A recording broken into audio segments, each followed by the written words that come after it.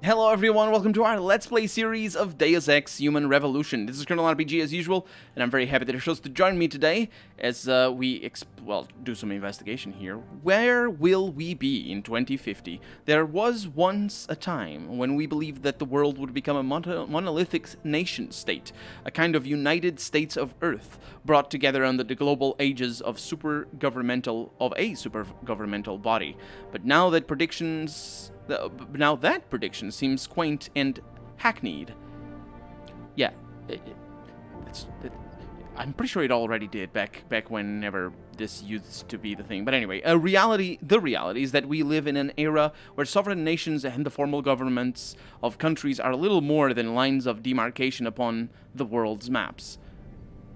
Wait, what? How exactly? Because you sort of... More and more citizens of the world lend their loyalty not to a flag, but to the only true transnational entities that still thrive, corporations. We thus foresee a time when people will be citizens of their employer's nation, rather than Chinese, French, Canadian, etc. And in this world that we have thought of as traditional nation complexes, such as America, will fragment in order to find their own equilibrium. Yeah, that's... I see. You sort of approached it from the other side. Yeah. Yeah. It's the you know, the typical sort of steampunk dystopian future where corporations run rampant and basically, yeah, the governments lose sovereignty because their not rights, but their power is eroded and all that sort of stuff.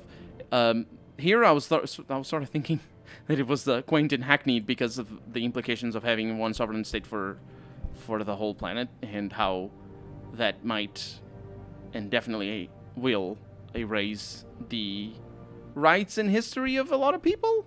Not necessarily will, but if we look at history, it does, because that's how empires are formed, historically speaking.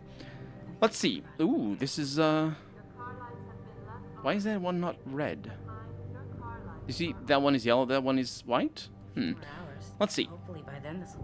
Frank Pritchard got in contact. It has come to my attention that neuropozine has been disappearing from the lab, which is what we're here for, usually on nights when you were working late. Care to explain this? What exactly are you accusing me of, Frank? Asks Will. Yes, I have taken quantities of neuropozine out of the lab. It's part of my research.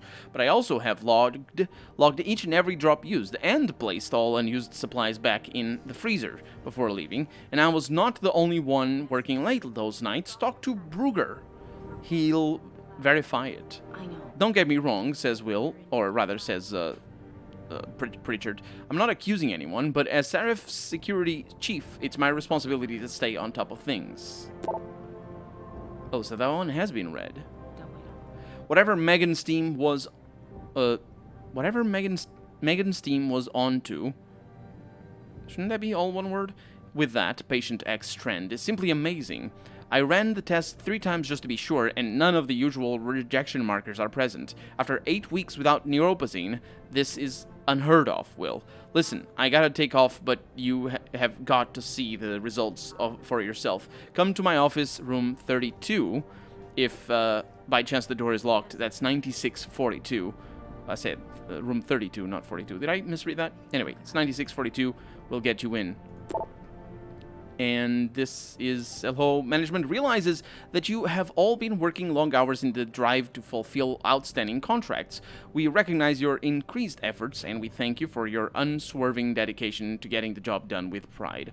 We are attempting to fill recent vacancies as quickly as possible, but finding talented researchers who can live up to the high standards this company maintains is no easy task. If you know of any qualified candidates, please send them my way.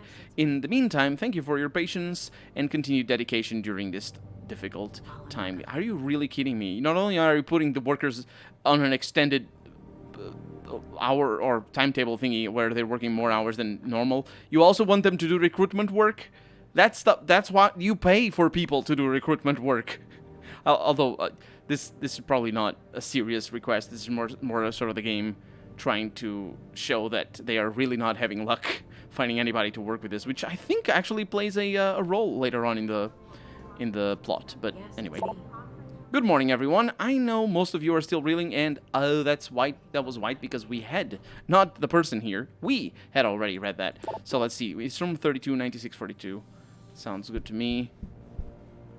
Let's go ahead and go upstairs for that. That's my room over here. Yes.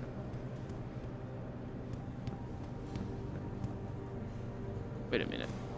What? Is this a prank? Where's room 32? On the other side? I think so. Wow, this is bad. Okay. 9642. Yeah, using the keypad on the keyboard is so much better. Because otherwise, yeah. What do we have over here? Cyberboost Pro Energy Bar. I picked up one Cyberboost Pro Energy Bar. I have indeed. Isn't that a nice thing? Tomorrow's Man, the Hugh Darrow story. Darrow's father, Sir Martin Darrow, media mogul and founder of Picus Communications, enrolled him, because I was talking about this last episode, enrolled him in the prestigious Skatecliff School and later the Stowey School. A natural athlete, Hugh was the captain of football, rugby union, and cricket teams, but beyond these sports, he found school to be boring and unchallenging and opted not to enroll in college after graduation. His personal interests in designing and building computer-controlled mechanical devices, a crude robot at the age of 10, a makeshift robotics lab at 16, finally led him to the world's first Robot Wars competition in 1994. He failed to win, but while discussing design ideas with other robotics experts at the competition, he heard about human motion studies being carried out at Stanford University, aimed at designing better prosthetic devices for amputees. Darrow extended his stay in the USA to meet with several biomechatronic researchers. Is that an actual term? That doesn't sound like an actual term. Composite study, number a bunch. Final test results. Biomatrix Composite 1 was created using the R7 biochip design, which in turn uses the PDOT cluster array originally developed by Darrow Industries. The second composite was created using X1 biochip design, which uses the PDOT cluster array developed by Megan Reed and others, actually et al. Yeah, that's and others, I believe. I was trying to think of if etc. is and others, and et al. Is and similar, but it's the other way around. Etc. is and similar, and et al. is others. And incorporates the mutagenic chemical composition first revealed in her Patient X study.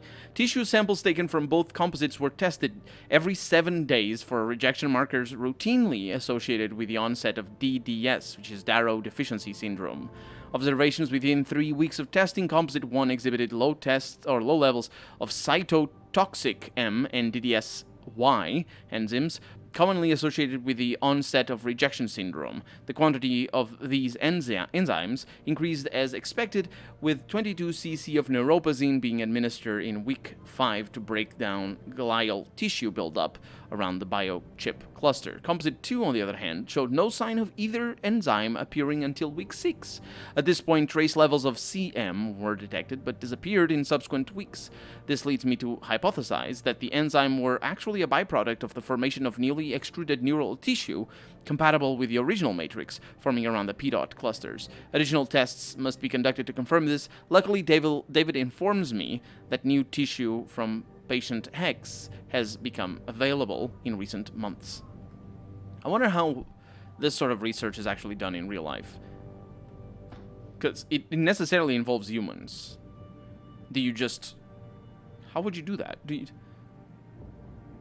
probably, like, for this sort of rejection with the central system, you probably have to clone a central system and administer them.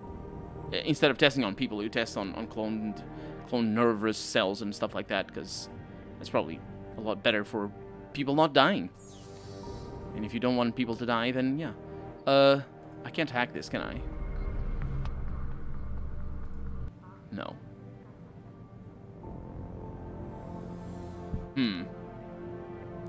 Doesn't mean I can't go in.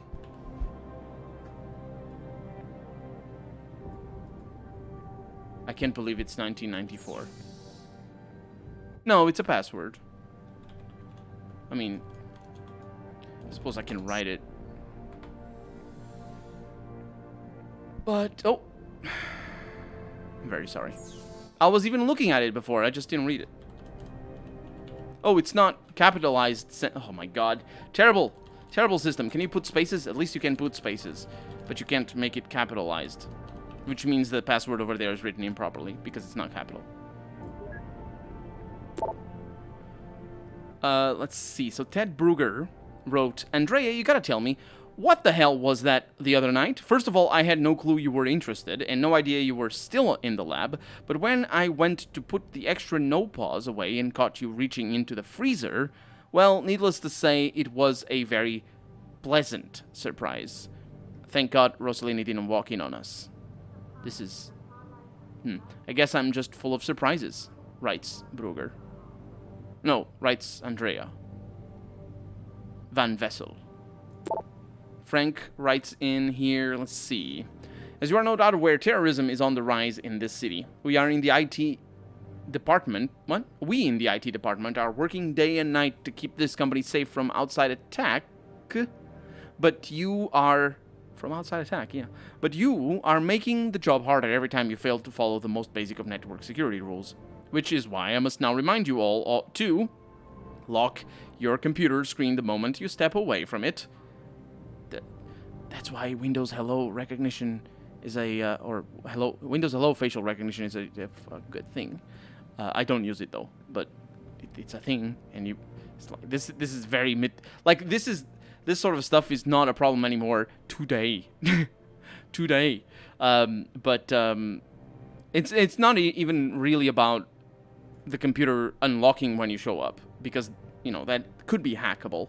It's about, which it is sometimes, but anyway, it's about it locking automatically. So it's like, just all you really need is a proximity sensor.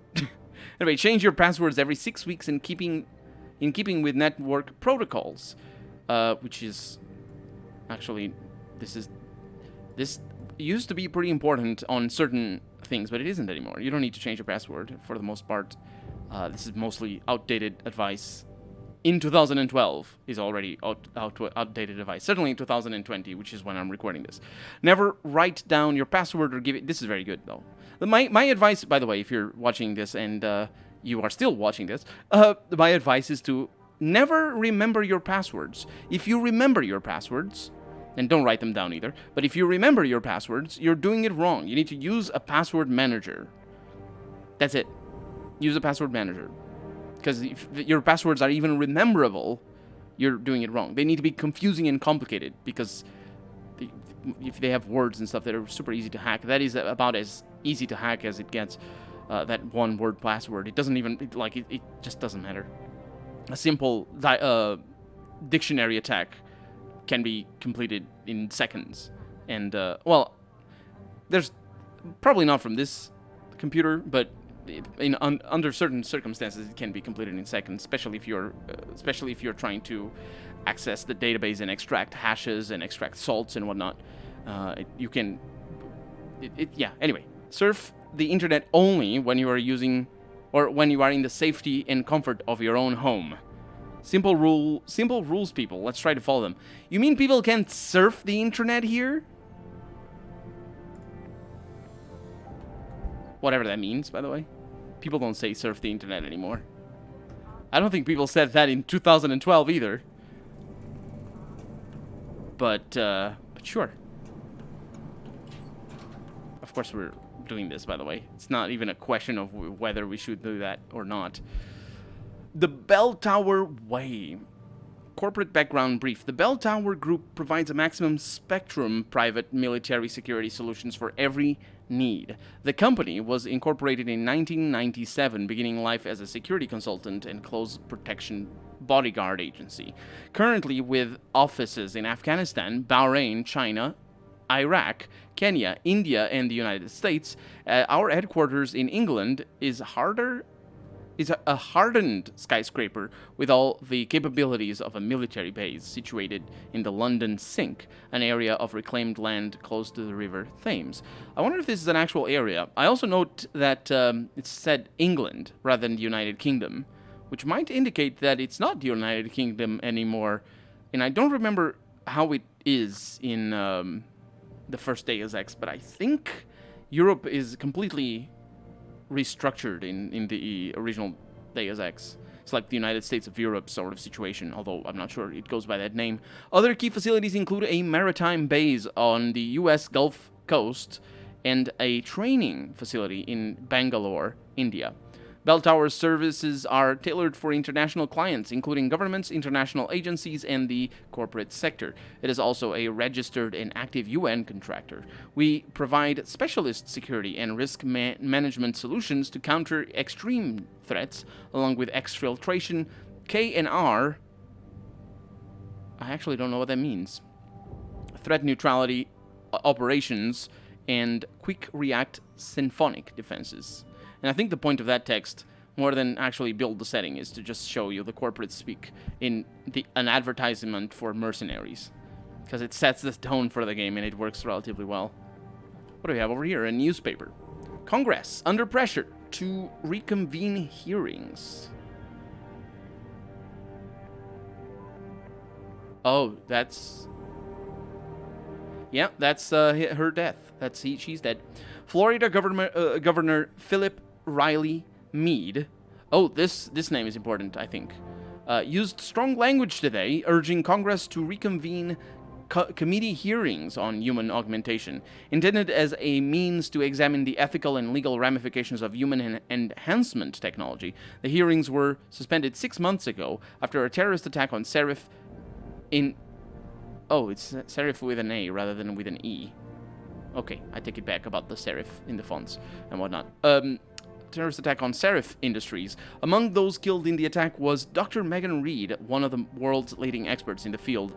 Hinting at a high-level cover-up, Meade said, "I cannot believe one scientist's death has put an end to such an important debate. It seems a little convenient that the attack happened right before Dr. Reed was set to present her research." You know what, actually, that makes a lot of sense from a real historical perspective as well as from the standpoint of the game telling a story here. If anything, it would be the opposite. The death of a scientist would increase, or I say the deaths of the scientist, but really the deaths in relation to any subject of discussion and argument increases. The discussion and argument doesn't decrease it.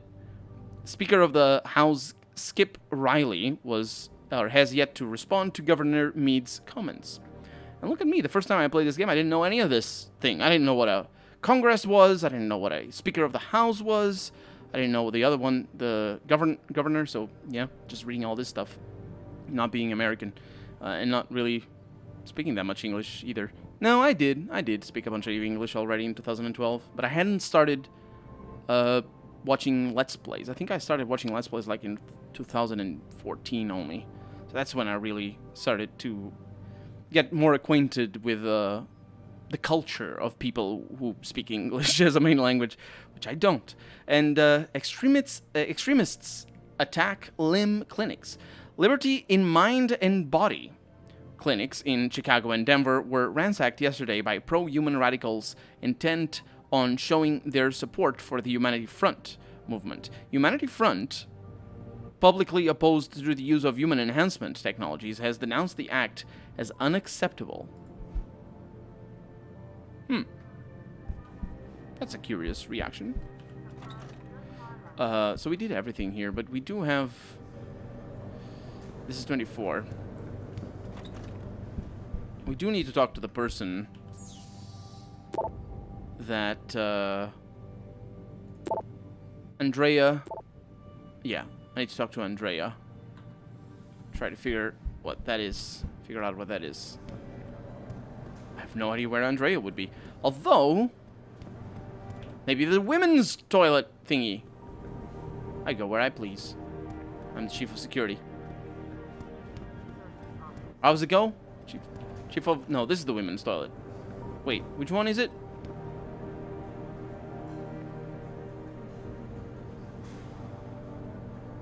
Dude! Which one is it?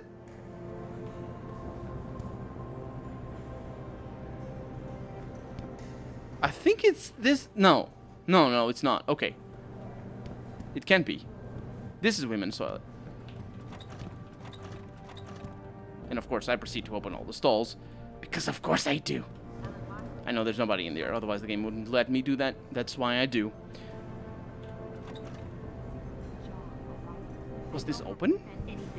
Oh, this is Andrea. I'm sorry, I didn't even read it. No, this is not. This is Heather Stitchener and Kruchner, Michelle Kruchner. Excuse me, I'm definitely not trying to pry or get into your private matters. I am, actually.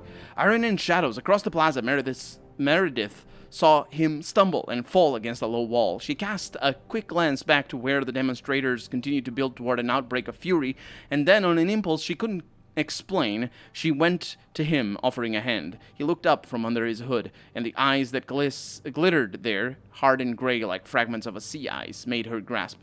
He stood ignoring her outstretched hand, but there was something there in the depths of at odds with his scowl. "Are you fine?" he murmured. Those eyes narrowed. "You're hurt." "Just a scratch," she began, but his hand was already coming up to her cheek. Meredith started as silver fingers touched skin. To her surprise, they were warm. "Yeah," he said, turning away. "I'm one of them. A cog." "Aye." But he was already leaving. Hearts of Steel. That's the name of that text. Excuse me. Hi. Oh, freaking. Now. What is it now, indeed? I can't look at your computer, can I? Isn't that enough? Are you dealing with loan sharks or something? I don't know what that is. Team Corella. Can't go in. We'll never be able to go in. As soon as I can. Yeah, they're all dealing with loan sharks.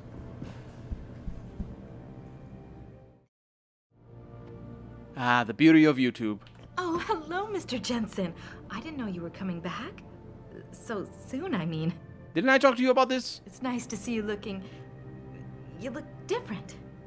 But good. Really good. You're sure you're up for this? I don't think I looked really good. I mean, in her eyes. she said, "You look really good." Are you sure you're good? Anyway, probably lower level. So we're gonna go this way and make sure we talk to everybody.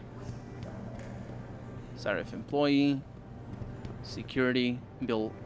Oh, that's 30. Okay, yeah, we definitely haven't been here, but I can't go in. And I don't think Andrea is gonna be outside. We might be able to get the quest later as a proper quest or something, or it never will. We are actually gaining experience from just going around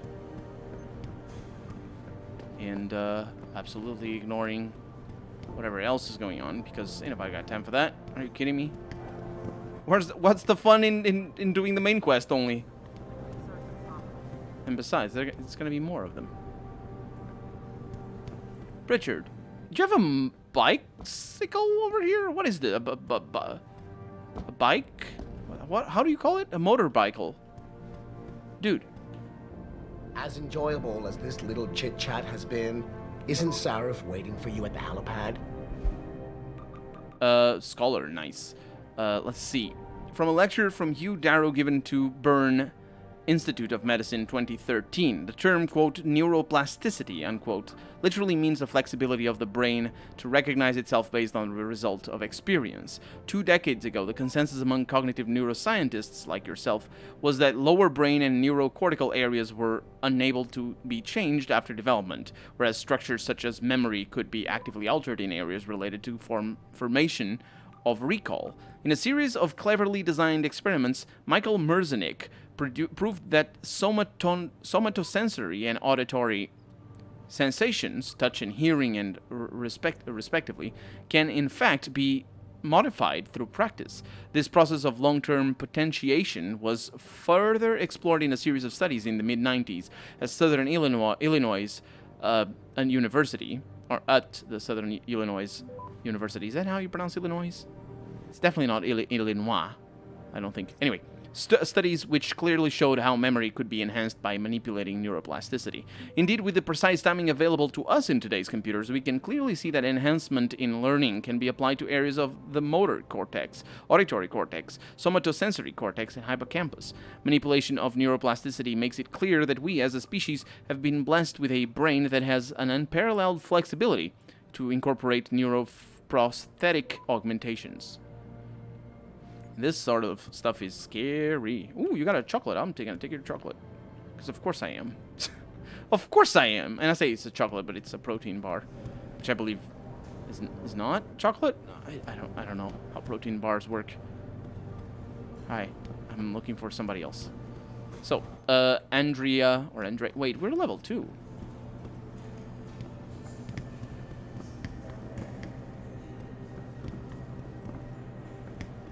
We're at level... How did I get down to level 2? Because I wasn't at level 2. Will Rossellini. Yeah. I was here. So maybe Andrea doesn't have an office? I don't know. They're talking about me all over the place. Yeah, I could swear I've been here already. Yep. So maybe downstairs. Although at this point, maybe not downstairs. Maybe at this point, maybe there isn't a way to do this.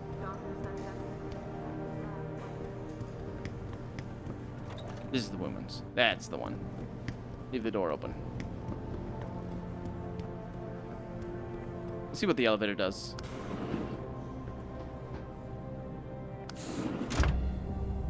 Takes me up and down. Does it? Or are we going to the helipad? Where the heck are we going?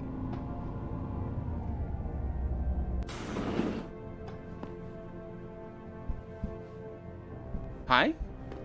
Adam Jensen, it's so good to have you back, even if the conditions for your return aren't all that auspicious. Sarif didn't really tell me much, Athena. Just something about a break-in at the factory. How serious is it? Plenty. Some of our people were inside when it happened, working overtime. On a Saturday evening? Things have been difficult since we lost so many good people. Everybody's had to do extra shifts to meet deadlines. Most clients were understanding, but not every contract can be delayed. Especially the military ones. So what am I looking at here? Well, David knows more than I do. Get to the helipad, he'll fill you in. I think we're going to the helipad, after all. But not this episode. Next episode. For right now, I'm Colonel RPG, and this has been Deus Ex Human Revolution. I really hope you've enjoyed it, and if you did, go ahead and leave a comment, like the video if you want to see the next episode come out sooner rather than later. But above all, thank you so much for watching, and I hope I'll see you next episode. Bye-bye.